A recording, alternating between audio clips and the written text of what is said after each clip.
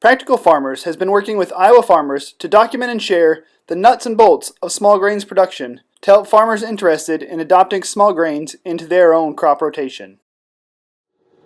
Yeah, I think small grains is probably easier to grow than corn or soybeans. It seems to be a little more forgiving. Kept the small grains in our rotation, and if you just dollar it up, it probably doesn't dollar up as well as corn and soybeans, but it's kind of the intangible things that you don't put dollars to, the reasons we left it in our rotation.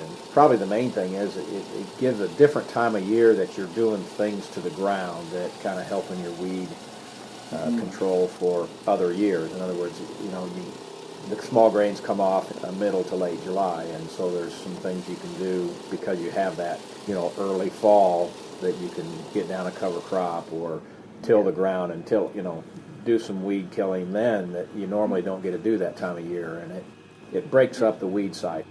Yep. You're also planting, much earlier in the year and it spreads out our workload a little bit. It gives us something to do in July instead of taking it easy, I guess. We try to do our small grains after soybeans. Mostly, I think there's probably more disease pressure when you do it after corn, and I think the greater amount of corn residue doesn't lend itself well to maybe getting a good stand also of the small grain. We fertilize our wheat. It needs a little bit of nitrogen, and so we've put some manure out, like a half rate of what we would do for corn. The oats, we never did any other fertilizing than what we did in our regular corn and bean rotation.